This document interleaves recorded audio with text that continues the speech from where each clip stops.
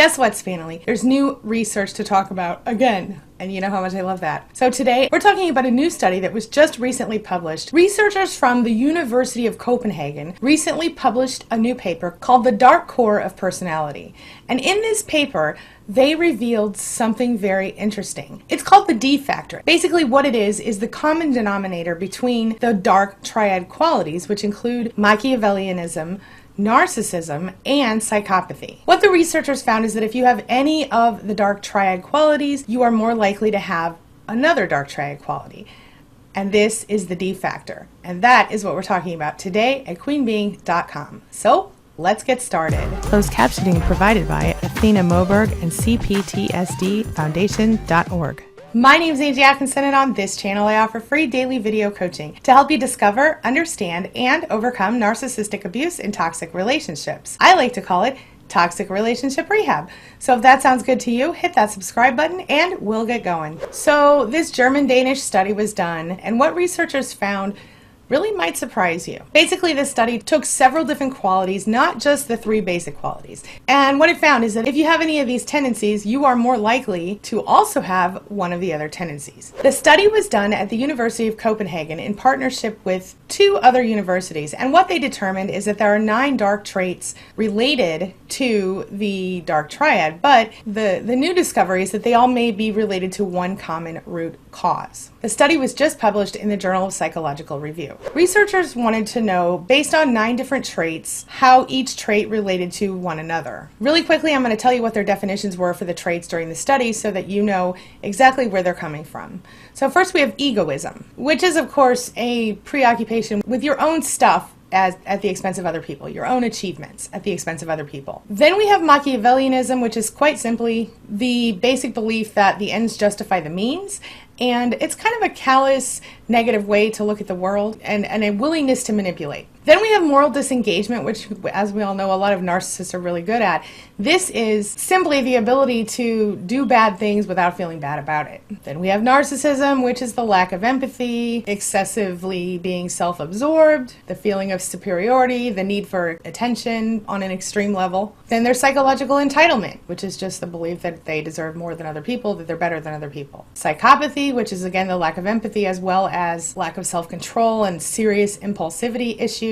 Sadism, you like to hurt people for your own pleasure. Self-interest, which is a self-focused desire to increase your money situation, increase your social situation, get more attention, that kind of thing. And spitefulness, which means you're willing to do some sort of retaliation to someone who hurt you, even if it means hurting yourself in the process. So the researchers got together 2,500 participants. During the study, they answered a series of questions, simple questions, like, I know I'm special because other people say I'm special, or sometimes I don't mind suffering a little bit, as long as I see other people getting the punishment they deserve. And I can't really get ahead without cutting corners here and there. So the researchers looked at all these answers and they rated people in each trait. And then they looked to see which traits were overlapping with the others. What they found was that there was a very clear correlation between literally all of those traits that I mentioned.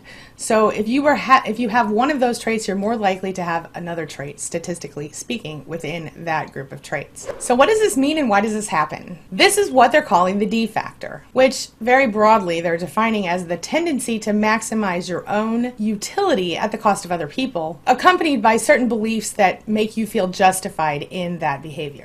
Does that make sense? So what that all boils down to is you put yourself first, you don't worry about how it affects other people, and you justify it with your own personal beliefs, which are often twisted in order to fit the situation. That's the D factor. Anybody you know have the D factor? Study author Ingo Zettler said that the D factor will mostly manifest as narcissism, psychopathy, or one of the other dark traits, or even a combination of those traits. He added that we can see this in everyday life when we think about situations where extreme violence happens or where people are just straight up lying or breaking the rules. And of course there's the whole deception factor. Interestingly enough, they correlated the D factor to another factor they call the G factor, whereas someone who's really intelligent is more likely to score high in more than one area, basically. This study expands upon the previous work, which we've talked about in a video before, where the dark triad traits, Machiavellianism, Narcissism, and Psychopathy, often go together. But while scientists have explained away Machiavellianism, Narcissism, and Psychopathy, the dark triad, by saying that it's some sort of adaptive strategy where they get immediate rewards for behavior, and this in their mind is associated with reproductive and survival benefits. The D factor is a little more complicated and more encompassing, and there might be other explanations for it. Basically what it comes down to is that since there's spitefulness involved, where people are actually hurting themselves in order to hurt or punish other people, they think it's more of a survival thing than a reproductive thing. What the survival benefit is still kind of unclear. And even though we don't quite understand how all of these things are connected, we do understand why they're connected, which is what the D factor shows us. Now I'm going to turn this over to you. This brings me to the question of the day. The question of the day is, have you heard about the D factor yet? Have you read about it? And do you think that your particular narcissist or someone in your life might have the D factor? Share your thoughts, share your ideas, share your experiences in the comment section below, and let's talk about it. All right, that's all I've got for you right now, but as always, thank you so much for being a part of my day and a part of my life, and hey, thanks for letting me be a part of yours. It really does mean a lot to me. Now, before I go, make sure you take a look at the videos I'm leaving for you right here, and while you're here, hit that subscribe button right there so we can stay connected and continue on this healing journey together. I'll see you soon.